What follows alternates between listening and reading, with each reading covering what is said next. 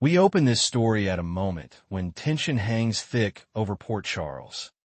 The kind of tension we have learned to recognize as the calm before something quietly devastating unfolds. We feel it first through Carly, because Carly is rarely still unless she is hunting for answers. On this Thursday, we sense that she is actively searching for Valentin, driven not only by suspicion, but by an intuition that something important is moving just out of her sight. We follow her steps as she moves through corridors and rooms with purpose, unaware at first that fate is about to redirect her attention. What Carly finds may not be Valentin at all, but something just as dangerous, possibly more so. As Carly searches, she accidentally overhears a conversation that immediately changes her trajectory. She hears Brennan and Britt speaking in low, careful tones. We imagine Carly stopping mid-step, her instincts screaming at her to stay silent. She listens, hidden, as pieces of information slip out that were never meant for her ears. This is not a conversation about trivial matters. There is urgency in Brennan's voice and calculation in Britt's responses. We do not know every word Carly hears, but we know enough to understand that this exchange hints at a new secret, one that could reshape alliances and motives. Carly does what she does best in moments like this. She adapts.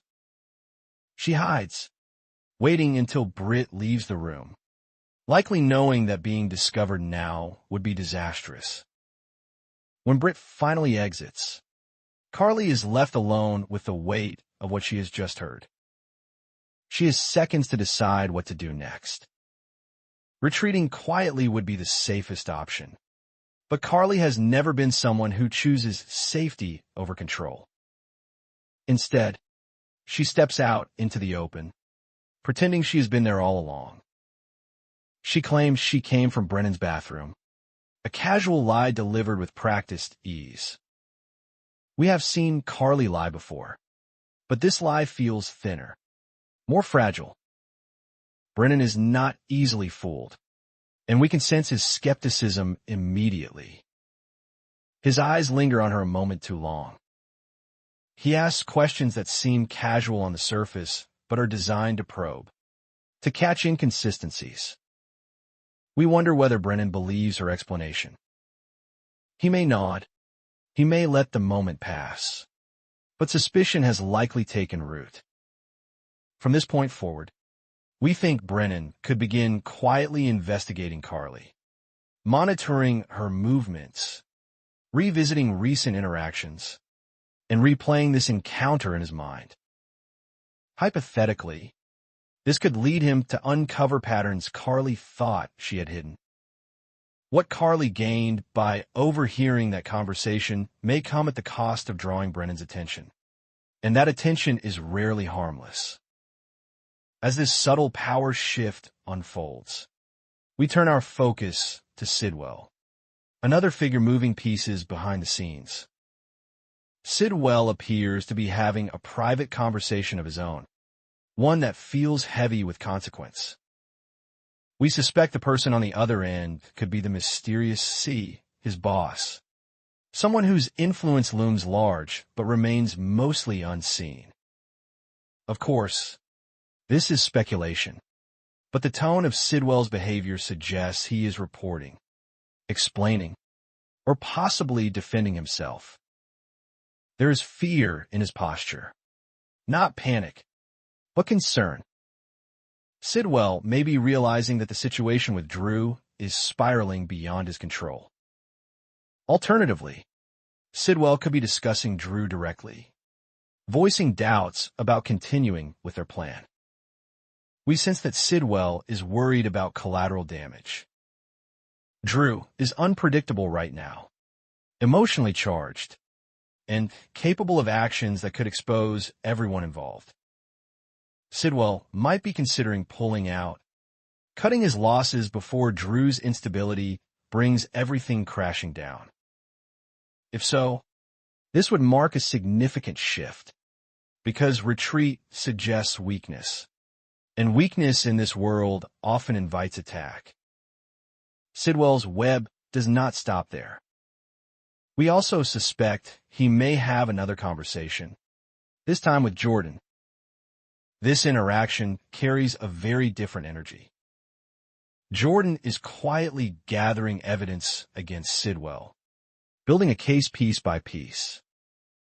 What she does not know, or what she hopes is not true, is that Sidwell may already sense her intentions. Perhaps he has noticed her questions linger too long, her interest cut too deep. Possibly he has learned something specific about Jordan, a secret that could be used to turn the tables. We feel the danger rising for Jordan. Her investigation is necessary, but is also risky. If Sidwell confronts her, even indirectly, it could mean she has been exposed. We speculate that this exposure is likely to happen sooner rather than later. There's a sense of inevitability to it, as if both of them are circling the same truth from opposite sides. We wait, like the fans, for official confirmation of how this will unfold. But the signs point toward a collision that will leave consequences in its wake. Meanwhile, the courtroom becomes another battlefield entirely. Drew is unraveling, and we witness his loss of control with growing concern.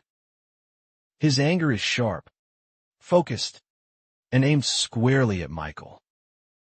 Drew's fixation feels obsessive now, as though he has convinced himself that Michael is the source of all his suffering.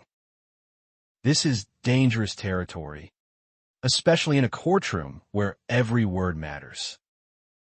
We suspect Drew is on the verge of saying something reckless, something that could destroy more than just his own position. Willow steps in, likely at the last possible moment.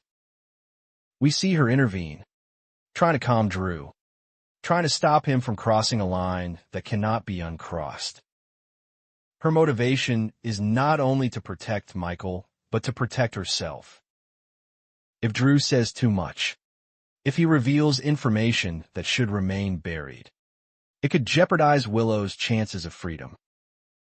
This moment is tense because it balances on a knife's edge.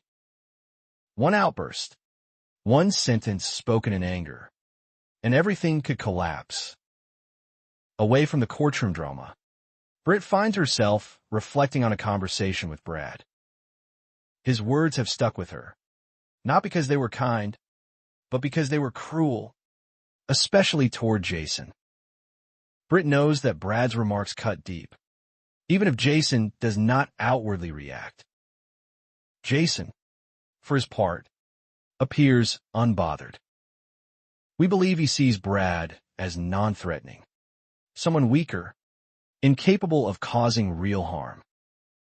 Jason has faced far worse, and in his mind, Brad does not register as a serious concern. But this is where the danger lies. We suspect Jason's dismissal of Brad may be a mistake.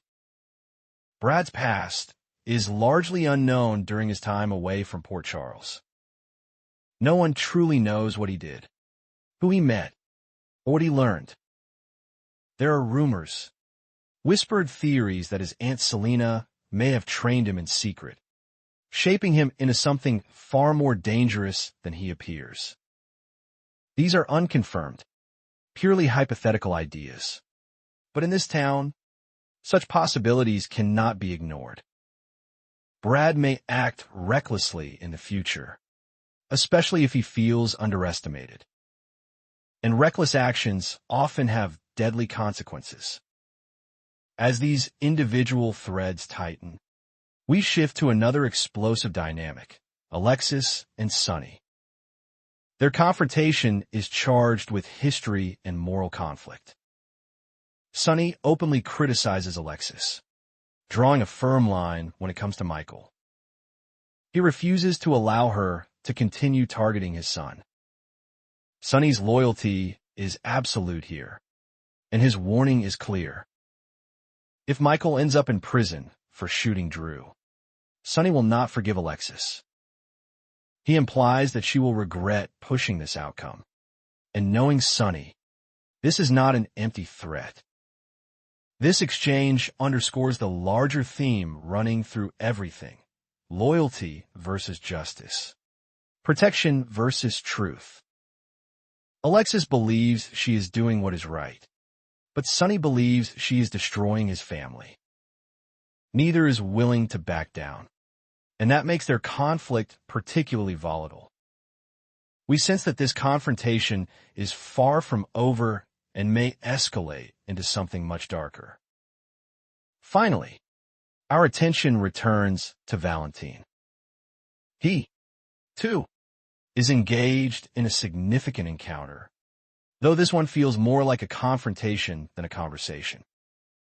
We imagine it taking place at Windermere, a location steeped in secrets and power struggles. Ava seems like a likely opponent, someone who would not shy away from challenging Valentin directly. The air between them would be thick with unspoken accusations and unresolved history. What makes this scene even more intriguing is the possibility that Sidwell knows about it. Perhaps he has been tracking Valentin's movements. Or perhaps he simply has an uncanny ability to appear where chaos is about to erupt. We can easily imagine Sidwell arriving at Windermere at precisely the wrong moment, inserting himself into an already volatile situation.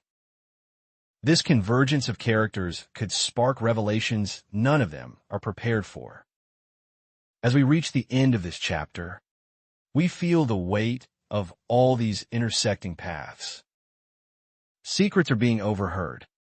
Investigations are nearing exposure. Tempers are flaring, and old assumptions are proving dangerous. Each character believes they are one step ahead, but in truth, they're all standing on shifting ground.